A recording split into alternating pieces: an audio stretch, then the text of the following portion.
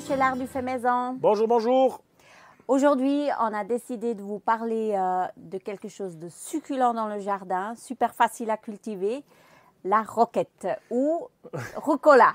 Et sur la vidéo aujourd'hui, elle a eu l'idée de faire cette vidéo, cette super idée sur la roquette. C'est pour ça que pour une fois, mais oui, c'est ça. Pour une fois qu'on fait une vidéo sur les légumes, elle est là, ça fait bizarre. Ah, ouais. Parce que maintenant, il faut que je partage la vidéo de jardin alors, avec Christophe. Voilà. Non, mais elle adore cette salade et puis elle me fait penser à ça. Mais tu te rends compte à quel point c'est facile à faire venir et à quel point aussi c'est cher dans le commerce. C'est cher quand on l'achète, c'est super cher. C'est un petit peu on va l'appeler un légume. Bref, c'est un condiment, légume, c'est une salade, ça dépend, on verra à la fin tout ça. Mais c'est quelque chose vraiment qui est un petit peu oublié des maraîchers, enfin des gens dans le jardin. On ne pense pas à cette rucola et c'est quelque chose qui est facile, on va voir tout ça. Hein. Oui, on achète bien cher au commerce, mais en fait, c'est quelque chose de tellement génial et tellement simple à faire dans le jardin. Simple, bon. Oui, on a décidé, on va en parler et Exactement. Puis vous montrer ça, qu'est-ce que ça donne. Donc il faut bien différencier, pour commencer, la roquette, fait partie de la famille des choux avec sa petite fleur en croix. Il existe la roquette ou rucola, mais on va l'appeler maintenant roquette. Il y a une roquette dite sauvage et puis il y a une roquette dite cultivée. La cultivée, elle va faire des fleurs blanches, l'autre fera des fleurs jaunes. Les feuilles seront différentes. La roquette cultivée aura des feuilles plus larges, plus accessibles aussi. Et la roquette sauvage aura des feuilles plus fines. Elle va mettre aussi beaucoup plus de temps à se mettre en place. Il faudra plusieurs mois jusqu'à ce que vous puissiez commencer à récolter la roquette sauvage. Par contre, après, elle va aussi nettement rester plus longtemps dans votre jardin avant de fleurir. Le cycle de vie de la roquette cultivée, on va parler de celle-ci maintenant, il est assez court. Une fois qu'elle est semée au printemps, par exemple en mars, elle va monter en juin, juillet, elle va commencer à monter en graines. Vous ne pouvez pas arrêter ce cycle. C'est aussi intéressant parce que justement, elle a un cycle court, donc on peut faire des graines dans la même année. Pour la petite histoire, la roquette, c'est quelque chose qui sort un petit peu de l'oubli maintenant, mais on voit encore finalement peu de gens qui la cultivent. Et quand on l'achète, elle est extrêmement chère. Elle est facile à cultiver. Elle fait partie de la famille des brassicacées. C'est des petites graines qui ressemblent à des graines de chou. Vous avez une variété qui est dite sauvage et puis une variété qui est dite cultivée. Ça, c'est de la cultivée. De la sauvage, je n'en ai pas parce qu'elle doit s'établir, elle doit gentiment faire des feuilles, ça prend un certain temps. Alors, on va parler uniquement de la roquette cultivée. Donc, voilà. Cette plante, elle est extraordinaire parce qu'elle s'adapte à tout type de sol. Elle n'est pas très exigeante sur la qualité, sur la nature du sol. C'est clair, comme toutes les plantes, elle aime bien quand il y a quelque chose à manger. Donc, quand il y a un amendement, quand il y a du compost, quand il y a quelque chose, elle poussera sur des sols pauvres, mais elle ne deviendra jamais autant belle que celle-ci qui a d'ailleurs poussé sur les chemins. Elle s'est ressemée toute seule. Le semis de cette plante, il peut s'effectuer très tôt en saison sur couvert, déjà en février, en janvier. Vous pouvez essayer en mars, en avril, dehors, en mai. La seule période où il faudra éviter de la semer, c'est juin, juillet et puis début août parce qu'elle n'aime pas trop le chaud ou alors trouver un endroit qui est vraiment, vraiment à l'ombre. Mais disons que tout le début du printemps et surtout à partir d'août, septembre, octobre, novembre, on peut planter de la roquette suivant dans le climat où vous êtes. Et si vous avez un couvert, vous pouvez aussi essayer. Et ce qui est génial, c'est que en fait, finalement, c'est une plante qui est tellement facile à faire lever. Elle a besoin un peu d'eau pour lever. Et puis ensuite, elle se débrouille. Elle est peu gourmande en flotte. Elle est vraiment géniale.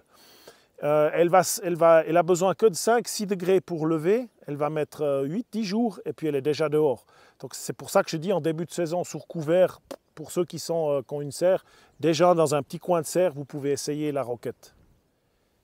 C'est une culture que vous pouvez faire même en pot. Vous pouvez faire à peu près partout dans un petit coin de jardin. Il ne faut pas beaucoup d'espace pour faire cette roquette. il est recommandé souvent d'attendre un certain moment avant de la manger. J'ai lu qu'il faut attendre 3 mois pour commencer à manger de la roquette, mais ça c'est quand vous avez 4 graines dans votre petit sachet.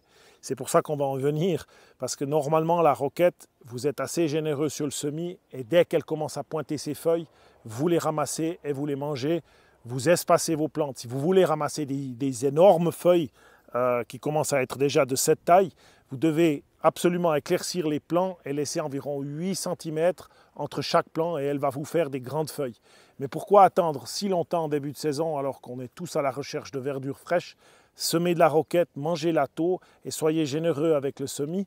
Vous aurez tout autant de résultats. Elle va grandir toute seule. Vous l'éclaircirez au fur et à mesure. Donc un semis un petit peu plus rapproché, c'est de bonne idée. Et ensuite de ça, on discutait justement avec mon épouse, mais presque tous les mois, semez un petit peu de roquette. Faites, vous avez 1 mois pour la manger, 1 mois et demi. Après, vous aurez l'autre qui vient. Ensuite, elle va commencer son cycle de floraison et vous aurez toujours de la roquette à manger. On peut manger les feuilles, on peut manger les fleurs, elle est absolument bonne de partout. Bon, moi je ne vois pas l'intérêt de manger les fleurs, mais il y a des gens qui peuvent les mettre dans les salades. Tout est bon à manger dans cette plante. C'est une plante on peut la couper à ras pour la récolter, mais ce n'est pas de la meilleure manière à mon avis de faire. C'est mieux de récolter feuille après feuille, de l'effeuiller délicatement, de lui laisser toujours un petit cœur, et elle va repartir. Elle va toujours avoir une certaine capacité à faire de la photosynthèse au centre si on ne lui coupe pas toutes les feuilles. Et cette capacité faire la photosynthèse au centre de la plante, quand on ramasse les petites feuilles, ça va lui permettre de grandir plus vite que si vous faites des fauchages. C'est pour ça qu'il faut mieux commencer petit, effeuiller, elle va faire toujours plus de feuilles. Souvent, lorsqu'on coupe, comme je dis, c'est fini. Vous avez le cycle de la photosynthèse s'arrête, et c'est valable pour des salades qu'on effeuille, qui peuvent repousser, c'est valable pour beaucoup de plantes. C'est souvent le cœur de la plante qui a la capacité de faire 80% de sa photosynthèse. Laissez-lui le cœur, ramassez les feuilles extérieures, même quand elles sont petites, et vous aurez ça de plus de rendement de votre roquette. Ces plantes-là se sont ressemées, je pense, toutes seules vers août, comme ça je les ai vues commencer à pousser dans le bord du jardin. Mon épouse en a mangé, elle adore ça, etc. Elles ont passé l'hiver là, alors c'est clair on a des hivers doux, mais elle part seulement en cycle floral maintenant. Par contre, dès janvier, elle a commencé tout de suite à mettre les fleurs. C'est un cycle court, moi à mon avis, c'est environ 3 mois du semis. Elle va commencer à partir en fleurs, surtout au printemps. Quand on arrive dans le soleil qui vient tout en haut, ça va tirer les fleurs plus rapidement, tirer les fleurs. Elle va se mettre à fleurir plus vite. Donc le semis est court. Ensuite, vous ne pouvez pas faire des graines avec une seule plante, ça c'en est une. Elle met tout ça. Mais elle, toute seule, elle n'arrivera pas à se féconder. Elle a besoin d'insectes. Ce sont les insectes qui vont faire le travail de polliniser entre une plante et l'autre plante. Donc il faut au moins 2. Mais là, il y en a, je pense, une quinzaine. Il y en a encore là derrière. Il y en a un peu partout qui fleurit.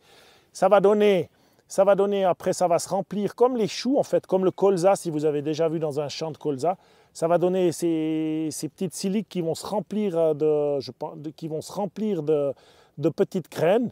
Et lorsqu'elles vont commencer à sécher, lorsqu'elles seront brunes, avant qu'elles s'ouvrent, il va falloir couper la plante, finir de sécher. Elles vont s'ouvrir, vous pouvez les battre, faire tomber les plantes, faire tomber les graines, et puis ensuite trier dans des tamis ou peu trier, parce que après c'est vous qui semez ça, donc s'il y a un peu de chenille, mais ça fait beaucoup de volume. Il faut juste faire attention, quand elle commence à sécher, de ramasser avant qu'elle s'ouvre, parce que sinon vous aurez toutes les graines par terre. Alors c'est pas grave, elle va se repousser là, mais le but c'est quand même de conserver des graines, parce que vous aimeriez la semer peut-être ailleurs. Donc voilà, c'est très simple.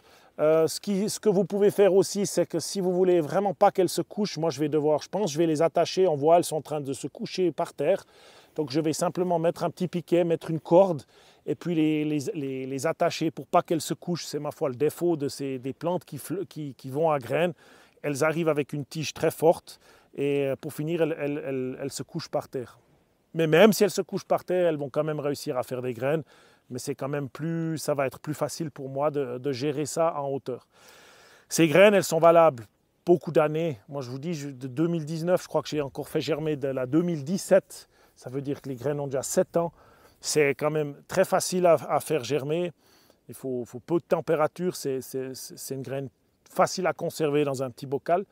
Je vous conseille vraiment de faire de la semence de rucola parce que je crois qu'au niveau de la difficulté, je mettrai la tomate en 1 et la rucola en 2. Parce qu'il suffit juste de laisser quelques petites plantes partir en fleurs et vous aurez une pléthore de semences. Achetez une fois et puis ensuite vous aurez votre propre semence. D'un point de vue des ennemis de la roquette, à part la limace qui aime bien la boulotter quand elle est jeune, et les altises, il n'y a pas grand-chose. Les altises, c'est clair que lorsqu'elles apparaissent au printemps, elles vont vouloir manger votre roquette. Donc c'est le même souci. C'est pour ça que plus tôt en saison vous la semez et que vous pouvez la semer, meilleur c'est. Et en automne, vous aurez moins de problèmes d'altise. Il faut juste veiller à ça durant la période de printemps chaud, altise, et au tout début, limace. Faites attention. Pour terminer sur la semence, la sélection, il n'y a pas grand-chose de sélection. On peut faire une sélection gustative, une sélection de capacité de belles plantes. On peut toujours, mais ça n'apporte pas grand-chose. Je vous explique ça parce que ici, je l'ai utilisé un petit peu comme engrais vert. Cette planche où il y avait des patates l'année passée, elle ne fait pas vraiment partie du jardin encore parce qu'on ne savait pas si on allait mettre plus de vignes. Mais c'était tout nu. Là, j'ai dit, au lieu de laisser pousser que des adventices, j'ai semé toutes les graines qui me restaient de rucola, pas toutes, non, mais un paquet qui me restait de semences de rucola. Et on voit, quand je vous disais, elle est tolérante à tous les sols, mais celui-ci, il est encore très pauvre, il n'a pas été nourri du tout, pas eu grand-chose d'autre. Et donc, on voit tout de suite que c'est une plante qui préfère le bon jardin que le sol un petit peu pauvre. On voit la différence entre les deux, entre celle où on était avant puis celle-ci. Donc voilà, elles sont tolérantes à tout, mais comme toutes les plantes, elles aiment bien avoir quelque chose à manger. On essaye. Ah, mais ça se filme déjà. Non? Oui, c'est enclenché. Ah, c'est enclenché. Oui, heureusement qu'on n'est pas live. On n'est pas live. Vas-y. D'accord. Alors, je pense qu'on a fait un bon tour de cette plante. Exact. Il reste encore une chose. On n'a pas parlé de son goût. Et puis, qu'est-ce qu'on fait avec? Comment on la cuisine? Pour ceux qui ne connaissent pas, ouais. Voilà, pour ceux qui ne connaissent pas. Ça, c'est... Moi, je trouve... Bon, moi, je l'aime bien. Hein. Toi, tu es moins fan. Mais moi, j'adore, en tout cas, ce goût qui est un peu piquant, comme le radis. Un goût un peu qui rappelle la noisette aussi. Un goût frais. Et qui donne vraiment une variété dans une salade, par exemple, quand on la mange en salade. Ou une chose qui fait partie de mes pizzas favoris, c'est la roquette sur la pizza au jambon cru. Tout simplement, vous faites une pizza margarita. À la fin, quand elle est cuite, vous la sortez, vous mettez votre jambon cru dessus et vous effeuillez la rucola comme ça dessus.